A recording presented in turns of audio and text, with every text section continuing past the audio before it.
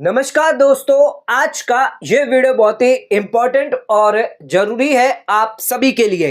आज के इस वीडियो का टॉपिक है टीडीएस डिडक्ट हुआ है 1 लाख रुपया, लेकिन 26 एज के अंदर सिर्फ 50,000 रिफ्लेक्ट हो रहा है, तो बैलेंस 50,000 रुपया कैसे आप क्लेम कर सकते हैं अपनी इनकम टैक्स रिटर्न में। दोस्तों, हुआ केस ऐसा है, एबीसी एक कंपनी है, यह है आप कंपनी और यहां पर है इस कंपनी का एक्स एम्प्लॉय। अब यहां पर एबीसी कंपनी ने यहां पर सैलरी जो है एक्स को पूरे साल की दी गई है, फाइनेंशियल ईयर 24-25 की, मान लीजिए 10 लाख रुपए दिए हैं, लेकिन इस 10 लाख पर इन्होंने टीडीएस जो है वो डिडक्ट किया है 192 के तहत। एग्जाम्पल के तौर पर 1 लाख रुपया जो है वो टीडीएस डिडक्ट करके बाकी का जो 9 लाख है वो सैलरी उसके बैंक खाते में जमा कर दी होगी। ठीक है, हर महीने सैलरी चली जाती है, यहां पर 1 लाख रुपया जो है वो टीडीएस डिडक्ट कर लिया। अब एबीसी ने ये 1 लाख रुपया जो था वो गवर्नमेंट को पे करना था, यानी गवर्नमेंट के खाते में कितना आना था, 1 लाख रुपया। एक्स एम्प्लॉय को कितना पैसा मिला, 9 लाख रुपया नेट मिला है, लेकिन सैलरी कितनी है, 10 लाख रुपए की है। अब यहां पर एबीसी क्या करता है, थोड़ी सी गड़बड़ी करता है। एबीसी क्या करता है, ये 1 लाख रुपया पूरा जो है वो सरकार को नहीं देता है। ये क्या करता है, 1 लाख में से 50,000 रुपया जो है वो खुद रख लेता है और 50,000 रुपये ही सिर्फ सरकार को टीडीएस के रूप में जमा करता है। यानी ये बता देता है कि इस एक्स एम्प्लॉय का जो टीडीएस है 50,000 रुपये ही जमा हुआ है। अब यहां पर सरकार जो है अपडेट करती है 26 एस में यहां पर 50,000 रुपये रिफ्लेक्ट होते हैं एबीसी के नाम से। अब जब एक्स एम्प्लॉय अपनी आईटीआर फाइल करने जाता है तो यहां पर यह है एक्स एम्प्लॉय, और एक्स एम्प्लॉय जो है अब अपनी आईटीआर फाइल कर रहा है फाइनेंशियल ईयर 24-25 की, और इस आईटीआर में वो अपनी टोटल सैलरी दिखाएगा। कितनी दिखाएगा, 10 लाख रुपए, टोटल तो 10 लाख है, 9 लाख तो उसे मिले हैं, 1 लाख टीडीएस डिडक्ट हुआ है। अब इस 10 लाख पर टैक्स बनेगा, तो उस केस में 1 लाख का टैक्स निकल कर आएगा, और यहां पर एक्स का जो टीडीएस यहां पर कटा था 1 लाख रुपया, वो यहां पर क्लेम करेगा टीडीएस के रूप में, 1 लाख रुपया क्लेम करेगा। तो टैक्स लायबिलिटी यहां पर कितनी आएगी, 0। तो यहां पर टैक्स लायबिलिटी एक्स को 0 आएगी अगर ये 1 लाख रुपया वो क्लेम करता है। लेकिन यहां पर डिपार्टमेंट देख रही है 26 एस के अंदर सिर्फ 50,000 रुपया ही आ रहा है, तो एक्स के 26 एस में तो आ रहा है 50,000 रुपया, और यहां पर आईटीआर एक्स ने जो फाइल करी है वो उसके अंदर टीडीएस जो क्लेम किया है वो है 1 लाख, यानी डिफरेंस सीधे सीधे यहां पर 50,000 का है। तो यहां पर डिपार्टमेंट क्या करती है, इस 50,000 की डिमांड नोटिस जो है वो बना देती है, प्लस यहां पर ब्याज और पेनल्टी जो है वो एक्स एम्प्लॉय को यहां पर भेज देती है। तो यहां पर देख सकते हैं एक्स एम्प्लॉय को जो है ये 50,000 की वजह से इसकी जो रिटर्न है वो एक तो डिफेक्टिव हो गई, ये डिफेक्टिव रिटर्न कर दी गई, इसके साथ साथ डिफेक्टिव रिटर्न का नोटिस भेजा, डिमांड यहां पर मांगी जाएगी, रिकवर कर दिया जाएगा 50,000 रुपया। तो 50,000 रुपया जो है वो यहां पर जो है रिकवर यहां पर एक्स से किया जा रहा है। तो यहां पर एक्स को नुकसान कितना हो रहा है, तो एक्स को यहां पर नुकसान कितना हुआ है, एक तो पर जो 50,000 रुपया है पहले से ही एक्स को यहां पर कम मिल रहे हैं, इसके अलावा 50,000 रुपया और यहां पर सरकार को देना पड़ेगा, प्लस ब्याज और इंटरेस्ट भी देना पड़ेगा, पेनल्टी भी देनी पड़ेगी।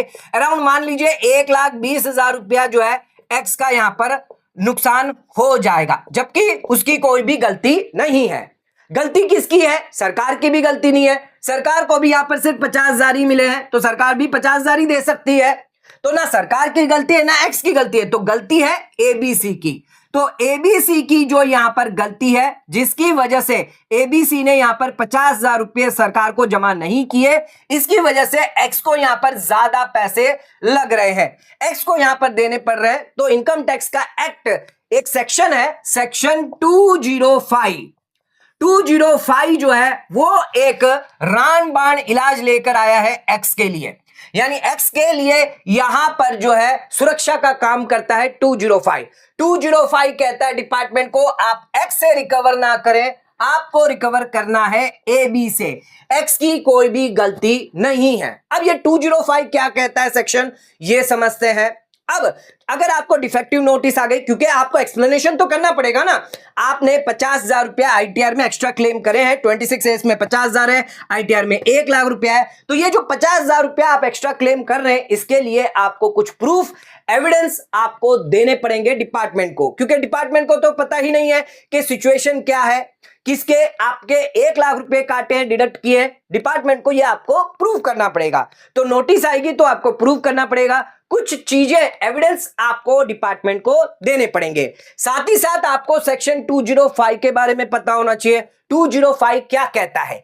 यहां पर जो टैक्स पेयर है, जो एसएससी है, जो एम्प्लॉय है, उसके बेनिफिट के लिए बनाया गया है 205। इसी के साथ साथ कुछ केस लॉज हैं जिसके अंदर डिसीजन दिए गए हैं, बॉम्बे हाई कोर्ट के, कोलकाता हाई कोर्ट के, या फिर आईटीएटी के, कई सारे ऐसे डिसीजन हैं, वो भी मैं आपको बताऊंगा। उसको भी आप जो है उस नोटिस के अंदर जो रिप्लाई आप देंगे इनकम टैक्स डिपार्टमेंट को, जब बताएंगे कि ये 50,000 रुपया जो है मेरा एक्स्ट्रा ऑलरेडी कट चुका है, मुझे ये देना नहीं है, मैं इसको क्लेम करूंगा, तो इसके लिए आपको प्रूफ देना पड़ेगा। प्रूफ के अंदर आपको कई सारे डॉक्यूमेंट देने पड़ेंगे, आपको 205 सेक्शन बताना पड़ेगा कि ये 205 है, एक नॉर्मल रिप्लाई देना पड़ेगा। तो क्या क्या डिटेल आपको देनी पड़ सकती है इस 50,000 रुपए को क्लेम करने के लिए। तो ये 50,000 रुपया जो एक्स्ट्रा आप क्लेम करेंगे, इसके लिए क्या क्या डिटेल, क्या क्या जानकारी आपके पास होनी चाहिए, तभी आपको यहां पर फायदा मिलेगा। तो बैलेंस 50,000 कैसे आप क्लेम कर पाएंगे, आइए ये जानिए। अब जानते हैं सेक्शन 205 ऑफ इनकम टैक्स। 205 क्या कहता है? 205 जो है वो प्रोटेक्ट करता है एम्प्लॉय को, यानी जो भी एसएससी है, जो भी डिडक्टी है, जिसका टीडीएस डिडक्ट कर लिया गया है। तो ये सेक्शन जो है वो एक रेस्क्यू सेक्शन है, जो प्रोटेक्ट किसको करता है? एम्प्लॉय को करता है, जिसका टीडीएस उसके एम्प्लॉयर द्वारा डिडक्ट कर लिया है। अब 205 क्या कहता है कि अगर आपका टीडीएस जो है वो डिडक्ट हो गया है आपकी सैलरी से, तो अगर आपका टीडीएस डिडक्ट हुआ है आपकी सैलरी से, लेकिन ये आपको प्रूव करना पड़ेगा कि आपकी सैलरी से टीडीएस डिडक्ट हो गया है, तो डिडक्ट हुआ है, इसके लिए आपको यहां पर एविडेंस देने होंगे, कुछ केस लो बताने होंगे। यहां पर क्लैरिफिकेशन एक सीबीडीटी का दिया गया है, वो भी यहां पर आप अटैच कर सकते हैं, और सेक्शन 205 के बारे में आपको यहां पर इनकम टैक्स को बोलना पड़ेगा। ये क्या एविडेंस आपको देने पड़ेंगे, ये नेक्स्ट मैं आपको बताता हूं। तो यहां पर ध्यान रखिएगा, टीडीएस अगर आपका डिडक्ट हो चुका है सैलरी से, तो उस केस में इनकम टैक्स डिपार्टमेंट फिर आप पर पेनल्टी नहीं लगा सकता।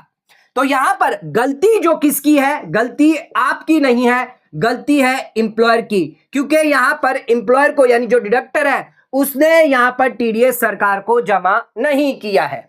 एक बार टीडीएस डिडक्ट हो जाता है आपकी सैलरी से, उसके बाद आपकी जो रिस्पॉन्सिबिलिटी है वो खत्म हो जाती है। जो एम्प्लॉयर है, जो डिडक्टर है, उसकी रिस्पॉन्सिबिलिटी होती है उस टीडीएस को सरकार को जमा करने की, ना कि आपकी। तो 205 जो है वो बेनिफिट सेक्शन है, किसके लिए है? ध्यान रखिएगा, टैक्स पेयर्स के लिए।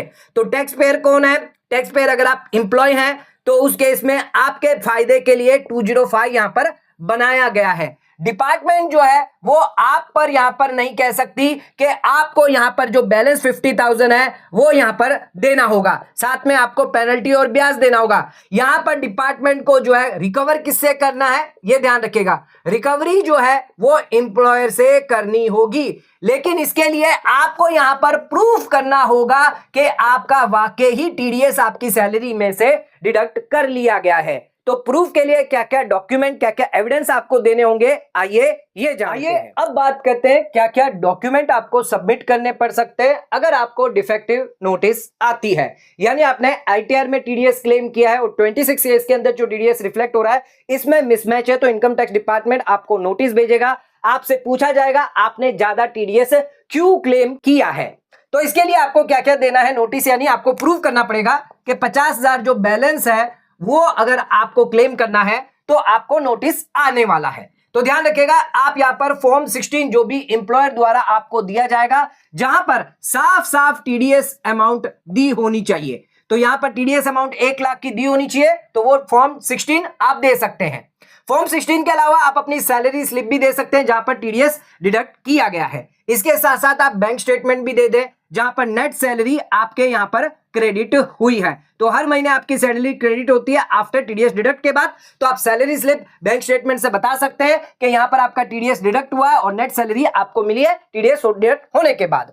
इसके अलावा आप रिटर्न कम्युनिकेशन जो है वो एम्प्लॉयर से ले लें कि आपका टीडीएस जो है वो डिडक्ट हुआ है, यानी 1 लाख रुपया जो भी टीडीएस डिडक्ट हुआ है, एक रिटर्न कम्युनिकेशन जरूर ले लें।